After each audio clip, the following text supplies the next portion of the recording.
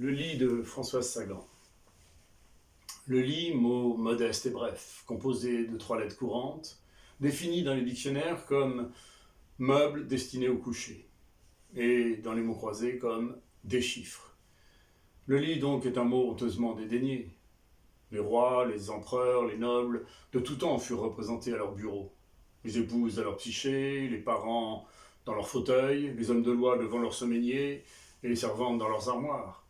On connaît ainsi le bureau où, à Fontainebleau, Napoléon mêla de larmes tièdes ses brûlantes encres d'adieu, le sofa où Madame Récamier affolait les imaginatifs et refroidissait les sanguins.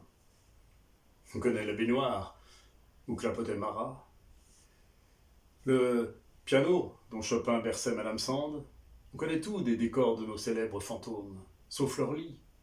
Or, depuis des siècles déjà, les riches personnages, hommes ou femmes susceptibles de le payer, dormant généralement ailleurs que dans le lit conjugal, et les ébénistes travaillant que sur commande, ce lit conjugal n'était que le symbole, le rappel d'un raisonnable ou d'un infâme mariage. Qu'il soit isolé dans une chambre où une aristocratie blasée ne le voyait pas, qu'il soit vaguement secoué en vue de la procréation, mais vite abandonné par une bourgeoisie avant tout ambitieuse, qu'il soit vraiment partagé, mais vite débordant d'enfants chez les pauvres, qu'il soit tiré au cordeau chez les femmes sages, ou au contraire défait, brisé par les bagarres et les incartades des femmes perdues, le lit ne se montrait, ne s'amusait pas. N'était en fait apprécié et estimé que par les courtisanes.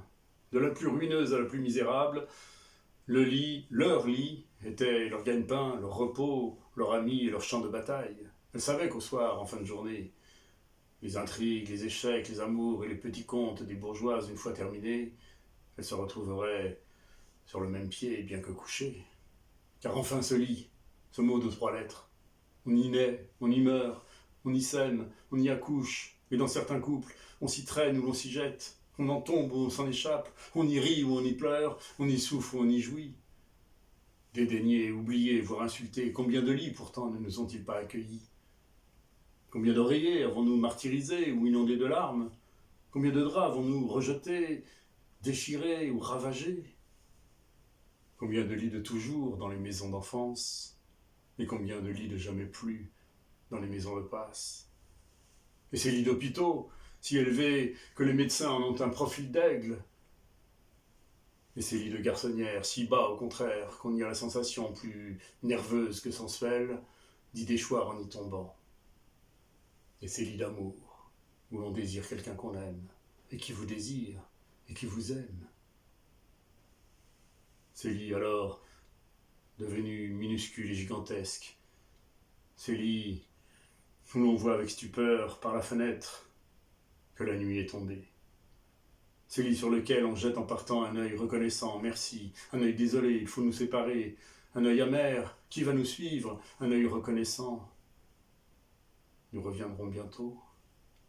Qu'il soit enveloppé de satin rose ou de papier journal, qu'il gêne sous le poids d'un jeune obèse ou d'un vieux beau décharné, qu'il reçoive des corps noirs ou rouges, jaunes ou blancs, les lits sont nos vrais refuges.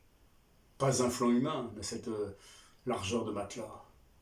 Pas un muscle n'a la consistance du sommier. Pas une chevelure la douceur de son oreiller.